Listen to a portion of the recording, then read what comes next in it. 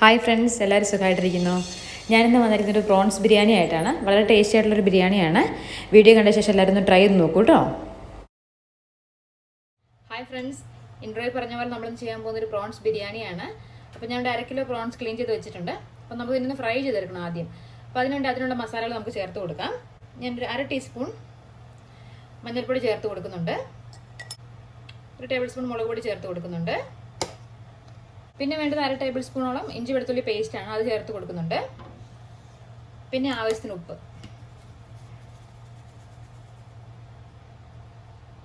എന്നിട്ട് നമുക്കൊന്ന് മാരിനേറ്റ് ചെയ്യാം. ഒരു അരമണിക്കൂർ നേരം നമുക്ക് മാരിനേറ്റ് ചെയ്ത ശേഷം വേണം ഫ്രൈ ചെയ്യാനായിട്ട്. ഞാനിതിപ്പോൾ ക്ലീൻ ചെയ്ത് വെച്ച പ്രോൺസ് ആണ്, അതുകൊണ്ട് അതിനകത്ത് വെള്ളത്തിൻ്റെ അംശം ഉണ്ടായിരുന്നു. അതുകൊണ്ട് പ്രത്യേകിച്ച് വെള്ളം ഞാൻ ചേർത്ത് കൊടുത്തില്ല. നിങ്ങൾക്ക് വെള്ളം വേണമെന്നുണ്ടെങ്കിൽ കുറച്ച് ചേർത്ത് കൊടുത്ത ശേഷം വേണം ഇത് മിക്സ് ചെയ്യാനായിട്ട്. അപ്പോൾ ഇത് അരമണിക്കൂർ നേരം നമുക്ക് റെസ്റ്റ് ചെയ്യാൻ വെക്കാം. അതിനുശേഷം ബാക്കി കാര്യങ്ങൾ ചെയ്യാം. അപ്പോൾ ഞാൻ പ്രോൺസ് റെസ്റ്റ് ചെയ്യാൻ വെച്ചു. അപ്പോൾ നമുക്ക് ആ സമയത്ത് ബാക്കി ഗാർണിഷ് ചെയ്യുന്ന സാധനങ്ങളെല്ലാം ഒന്ന് ഫ്രൈ ചെയ്തെടുക്കാം. ഞാൻ കുറച്ച് ഓയിൽ ഒഴിച്ച് കൊടുക്കുന്നുണ്ട്. ഓയിൽ ചൂടായി വന്നിട്ടുണ്ട്. നമുക്ക് ഗാർണിഷ് ചെയ്യാനുള്ള ഉള്ളി ഇട്ട് കൊടുക്കാം. ഞാനിത് 2 മീഡിയം സൈസ് സവോള എടുത്തിരിക്കുന്നത്. അപ്പോൾ ഇത് ഗാർണിഷ് ചെയ്യാൻ വേണ്ടിയിട്ടുള്ള കാഷ്നട്ട്സും ഉള്ളിയും കിസ്മിസും കുറച്ച് ബദാമും കൂടി ഞാൻ ഫ്രൈ ചെയ്ത് വെച്ചിട്ടുണ്ട്. അപ്പോൾ നമുക്കിനി ബാക്കി പ്രോൺസ് ഫ്രൈ ചെയ്തെടുക്കാം. അപ്പോൾ ആ സെയിം ഓയിൽ തന്നെ ചെയ്താൽ മതി. അപ്പം വേറെ ഓയിലൊന്നും മാറ്റേണ്ട ആവശ്യമില്ല.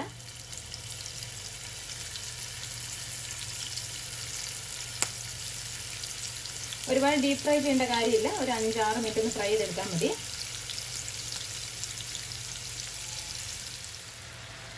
നമുക്കിനി ഇടയ്ക്കൊന്ന് തിരിച്ചിട്ട് കൊടുക്കാം. ജസ്റ്റ് പെട്ടെന്ന് വെന്ത് കിട്ടുന്ന സാധനമാണ് ഈ പ്രോൺസ്. അപ്പോൾ അതുകൊണ്ട് ഒരുപാട് ഇട്ട് തന്നെ വേവിക്കരുത്, കാരണം അത് പിന്നെ റബ്ബർ പോലെ ആയിപ്പോൾ പിന്നെ നമ്മൾ കഴിക്കുമ്പോഴും ടേസ്റ്റ് ഉണ്ടാവില്ല. നമ്മുടെ പ്രോൺസ് റെഡിയായി വന്നിട്ടുണ്ട്. ഞാനിതിനൊരു പ്ലേറ്റിലേക്ക് മാറ്റുവാണ്. ഒരു 5-6 മിനിറ്റ് ഞാൻ ഫ്രൈ ചെയ്തുള്ളൂ. നമുക്കിനി പിന്നീട് മസാലയ്ക്കകത്തിട്ട് കുറച്ചും കൂടി ഒന്ന് വേവിക്കാനുള്ളതാണ്. അപ്പോൾ അതുകൊണ്ട് ഒരുപാട് ഡീപ്പ് ഫ്രൈ ചെയ്യേണ്ടത്. അപ്പോൾ ഞാൻ ഈ പ്രോൺസ് ഫ്രൈ ചെയ്തെടുത്ത ഓയിൽ തന്നെയാണ് ബാക്കി മസാലകളും ചെയ്യുന്നത്. അപ്പം നമുക്ക് ഇതിനകത്ത് കുറച്ച് നെയ്യ് ചേർത്ത് കൊടുക്കാം. അതായത് ഞാൻ 2 ടേബിൾ സ്പൂൺ എണ്ണയിനകത്ത് മാറ്റിയിരുന്നു. അപ്പോൾ അതുകൊണ്ട് 2 ടേബിൾ സ്പൂൺ നെയ്യ് ചേർത്ത് കൊടുക്കുന്നുണ്ട്. നെയ്യൊന്ന് ചൂടായി വരുമ്പോൾ ഞാനൊരു 5-6 ചെറിയുള്ളി, ഒരു 3 പച്ചമുളകും ചതച്ച് വെച്ചിട്ടുണ്ട്, അത് ചേർത്ത് കൊടുക്കുന്നുണ്ട്.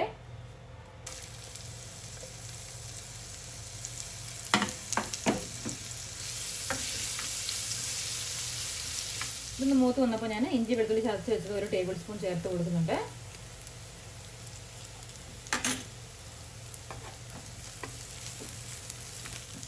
അതിൻ്റെ പച്ചമണം ഒന്ന് മാറി വന്നു. അപ്പോൾ ഞാൻ സവോള ചേർത്ത് കൊടുക്കുകയാണ്. 2 സവോള, മീഡിയം സൈസ് സവോള ഞാൻ ചെറുതാക്കി അരിഞ്ഞ് വെച്ചിരിക്കുകയാണ്, അത് ചേർത്ത് കൊടുക്കുന്നുണ്ട്.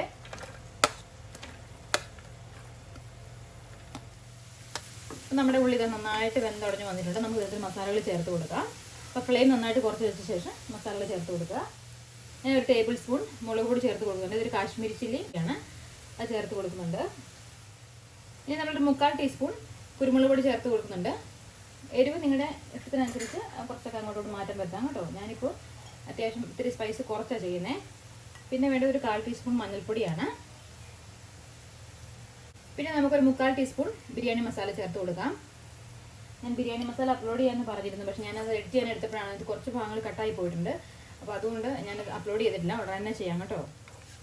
അപ്പോൾ അതിൻ്റെ പച്ചമണം ഒന്ന് മാറുന്നോളം വരെ ഒന്ന് വഴറ്റി കൊടുക്കുക.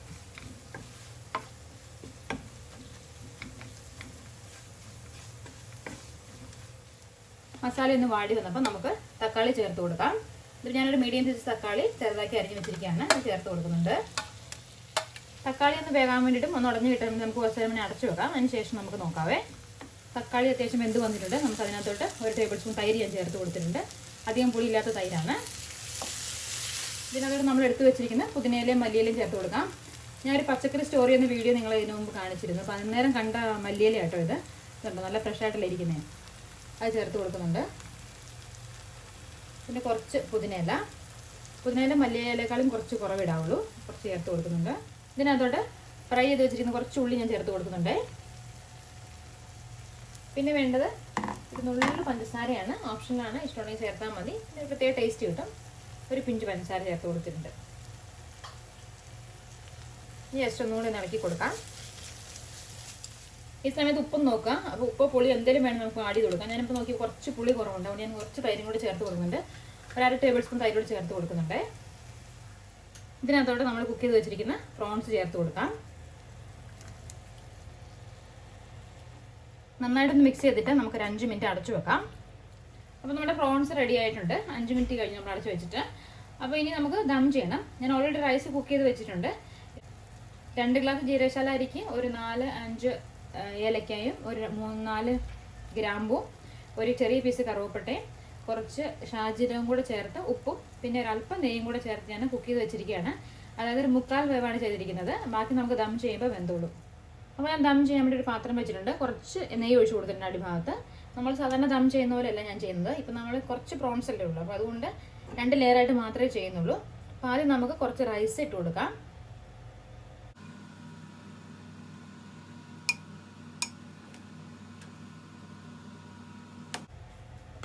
ഇനി നമുക്ക് അതിൻ്റെ മുകളിലോട്ട് നമ്മൾ തയ്യാറാക്കി വെച്ചിരിക്കുന്ന പ്രോൺസിൻ്റെ മസാല ചേർത്ത് കൊടുക്കാം.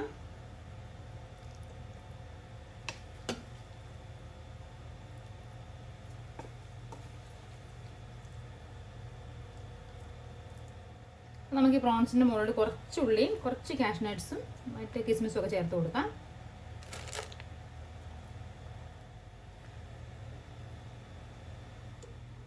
ഇനി നമുക്ക് അതിൻ്റെ മുകളിൽ ഒരു ലെയർ റൈസും കൂടി ഇട്ട് കൊടുക്കാവേ. റൈസ് ഒത്തിരി വെന്ത് പോകാതിരിക്കാൻ പ്രത്യേകം ശ്രദ്ധിക്കണം. ഒരു 3/4 വേവാകുമ്പോൾ വേണം ഇത് വാങ്ങാനായിട്ട്. ഞാൻ റൈസ് ഇന്നാളും കുക്ക് ചെയ്ത കാര്യം പറഞ്ഞായിരുന്നു എങ്ങനെയാണ്. കൂടുതൽ വെള്ളത്തിൽ കുക്ക് ചെയ്തെടുക്കുക. എന്നിട്ട് അതിനെ ഒരു 3/4 വേവാകുമ്പോൾ ഡ്രെയിൻ ചെയ്ത് കളഞ്ഞിട്ട് നമുക്ക് എടുക്കാവുന്നതാണ്. അല്ലാന്നുണ്ടെങ്കിൽ ചിലപ്പോൾ നമ്മുടെ ചോറ് വെന്ത് പോകാനുള്ള സാധ്യതയുണ്ട്. അപ്പോൾ അങ്ങനെ ചോറിൻ്റെ വേവിനെ പറ്റി നല്ലതെന്ന് അറിയാവുന്നവരാണെങ്കിൽ കുഴപ്പമില്ല. ആദ്യമൊക്കെ ചെയ്യുന്നവർ അങ്ങനെ ചെയ്യുന്നതായിരിക്കും നല്ലത്.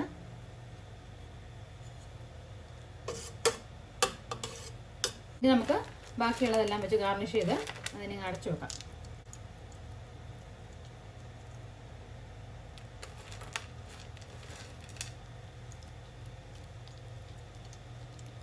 നിങ്ങളുടെ അടുത്ത് കുറച്ചധികം പ്രോൺസ് ഒക്കെ ഉണ്ടെങ്കിൽ 2-3 ലെയർ ആയിട്ടില്ല. ഞാനിപ്പോൾ ജസ്റ്റ് 2 ലെയർ ഇട്ടുള്ളൂ. കാരണം ഇത്രയും റൈസ് അല്ലേ ഉള്ളൂ. അതുകൊണ്ട് അങ്ങനെ ചെയ്തേ. ഇല്ലാന്നുണ്ടെങ്കിൽ നിങ്ങൾക്ക് നന്നായിട്ട് ഇടാം കേട്ടോ. 2-3 ലെയർ ആയിട്ട് നമ്മൾ ചിക്കൻ ബിരിയാണി ഒക്കെ ചെയ്ത പോലെ തന്നെ ചെയ്യാവുന്നതാണ്. നമുക്കതിൻ്റെ മുകളിൽ കുറച്ച് ബിരിയാണി മസാല തൂക്കി കൊടുക്കാവേ. ഒരു പിഞ്ച് മതി. ഒരല്പം നെയ്യ് ചേർത്ത് കൊടുക്കാം. ജസ്റ്റ് ഒന്ന് മുകളിൽ മാത്രം, ഒരു സ്മെല്ലിന് വേണ്ടി മാത്രം. നമുക്കിനി അടച്ചു വെക്കാം. അപ്പോൾ ഞാൻ ദം ചെയ്യുന്നത് എങ്ങനെയാണ് ഇത് കണ്ടോ. ദോശക്കല്ല് ഞാൻ വെച്ച് കൊടുത്തിട്ടുണ്ട് അടിഭാഗത്ത്.